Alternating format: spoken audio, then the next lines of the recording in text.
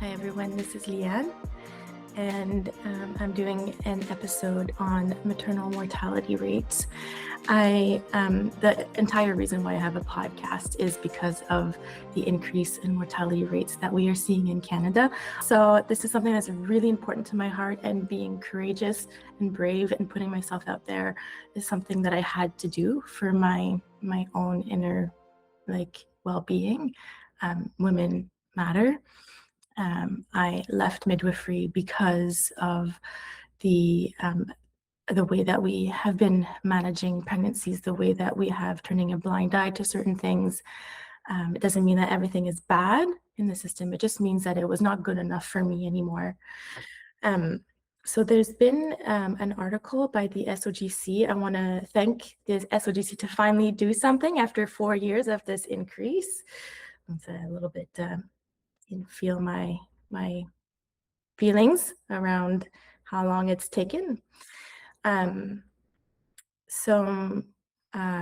article goes on to say that they wrote some articles in the Lancet that was about global maternal mortality rates. It was not specific to Canada, and there was a big emphasis on the mortality rates in the United States. Just to give the layperson a synopsis on mortality rates in the US, because I've been looking at that as well since I've started midwifery. The mortality rates are said to be approximately 21 per 100,000. However, the experts and the people who look at that data would say that is not an accurate measurement, and that it's probably more around 30 to 100,000. Now, in the United States, there hasn't been an increase that I have heard about. It's always been much higher than all other high-income countries, to the point where middle-income countries do better than the United States. And the women who are the most at risk for these adverse outcomes, these terrible adverse outcomes, are Black women in the United States. Now, I've never worked in the United States, and so I can only go based on, the things that I've read. And the maternal mortality rates in Canada have been more something that I can do because I work here and I live here and I understand the system here. So that is where I'm focusing. And even if someone says, "Oh, well, we're not at their level yet," we don't need to wait until we are there. And if we improve our system, we're going to be encouraging them to do better. We'll have some better answers. Whoever comes up with solutions on improving maternal health care will impact all other countries. I will say that one of the things that are disastrous in Canada is that our medical legal system compares itself to the medical legal system in the United States. So whatever the United States does legally, we think that we need to apply that in our way of managing care. So we are comparing ourselves, and we are changing our system based on a system that is doing far worse than us. And that's one of the things in my entire career that I thought was extremely wrong. We should be comparing ourselves to countries that are doing far better than us. And there are countries that are doing far better than us.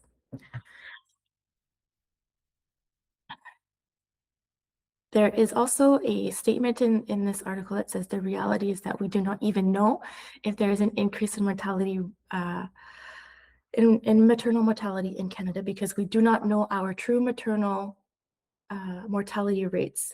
And then it goes on to say, we fear that it is higher than what was reported in the Lancet. So it says, but it starts off saying we don't even know if there's an increase. Okay, there are 3 provinces. I know it's only 3, but there are 3 provinces in Canada that have been taking statistics. In Ontario, we've been taking these really good data for over a decade, and it's been consistently taking data in the same way for a decade and a half approximately. So if we started right there, that would be an excellent start, and it would be a very adequate start. And then the other provinces that take in data are BC, where I have worked at. I have not been the one who has been inputting data when I was working in BC, and it might have changed since I worked in BC. This was 2012. So it's been a little while. And then I've never worked in Nova Scotia, so I don't know what they do exactly there. And then it goes on to saying how the data that we take in Quebec is not adequate. It's true, it does not sound adequate. And that, so Stats Canada reports the maternal death rate to be at 11 in Canada. This is based on all the data that we have from all provinces and territories. So that is actually very, very minimized because there is no data being taken very well in all the other provinces and the territories. So that 11 per 100,000 is a very like not true number, but that number has increased. In 2022, it increased. So what I'm saying is that there is very, very good data from Ontario, and it is paid by us, and it should be transparent. The outcomes should be transparent. I don't want to know the people's names. No, that's not what I'm asking for. I am asking for, okay, how many per year in Ontario, how many people have delivered babies? How many of those were had one babies versus multiple? So multiple pregnancies means like twins, triplets, and things.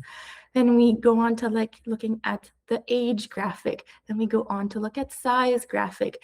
Then we go on to look at things that we have changed our management around. So we changed our management around who we induce. So we should be looking at the side effects of induction. We should be looking at the benefits of induction, looking at a graph, very visual way of looking at things. We started diagnosing diabetes differently. We should be looking at that. Then we started managing diabetes differently. We should be looking at that, benefits and risks. And then in 2020, we did lockdowns. We should be looking at that. And then there was COVID. We should be looking at that. 2021, we had new medication that was given to, it said 90% of the population. We should be looking at that, et cetera, et cetera. We should be like looking, it's data that we have. It's just in a computer somewhere.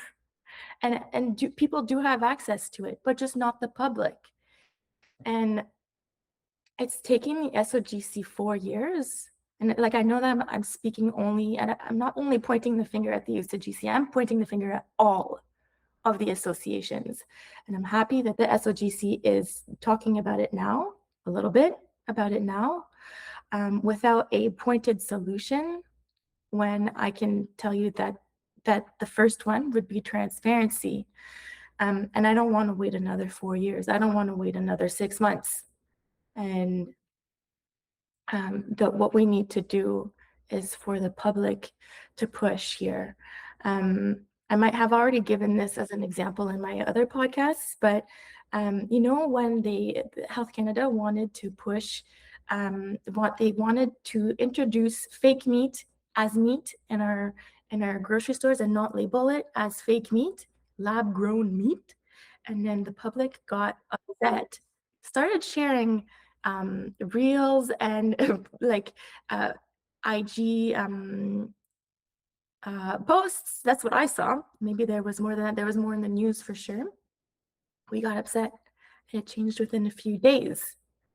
So like, we're not powerless here. We're not destitute. Like the government, we are the boss of the government.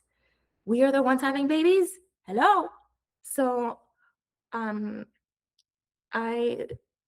we can move if we accept and we know how good the data is at one place. And maybe it's really good in BC, maybe it's really good in Nova Scotia. I'm not exactly sure, but it's really good in Ontario. And Ontario, it has the largest population in Canada. So there is really good things that we can start looking at, like right now. And the data that we have in Ontario is live. So people who delivered yesterday have a lot of input already inputted today. So this is like a really amazing place to start. Like, it's fantastic place to start. Like, what other country has this good of data? I'm not saying it's perfect. I'm saying it's really good. Okay, so just for the women and the men who want to have babies, and for the people who are pregnant, I know that following me is not exactly what you want to do right now, and that's okay. You don't have to, but just in case you are, number one, the maternal mortality rates. This is a extremely rare phenomenon still. Okay, it's not very rare. It's extremely rare. So this is something that you can just you say, okay, it's extremely rare. Someone is doing something about it. Someone is talking about it. I've got your back. This is more important to me than you can imagine. Number two thing that I want you to remember, pregnancy is not just healthy, it is double life. And for some of you, it's triple life. It's like huge, very different than healthy. You're beyond healthy. Pregnancy is a effect of very, very good health. Number three, you're going to surround yourself with amazing support, people that you can lean on, people that will do extra things for you while you are growing eyeballs, while you are going into labor, people that you will lean on, like physically lean on. I want you to do that. And you do have like if you need to take action, because the way to minimize fear is by taking action. So you're just going to take care of yourself, in the ways of taking good health for yourself. You're going to do your best to eat well. It's not going to be eating perfect. I don't eat perfect. Turning 39, I don't have pregnancy crossed off my list. If I become pregnant, I would become advanced maternal age, and I don't fear for that. And the other thing, so this is not just me, but every baby catcher in Canada either has wanted to get pregnant or has become pregnant and has had more than one baby. So this is, so I just want to alleviate the fear from that. It's not something that we put on our minds as well, but it is something that we need to step towards in doing better. So I really do call on the public here. We all know where we come from. Even if you don't want babies, we are all born. Everyone we know and we love was born. This is very important because what happens at birth, what happens in pregnancy, and what happens before pregnancy is very impactful on the rest of our life, honestly. So this is very important to focus on for the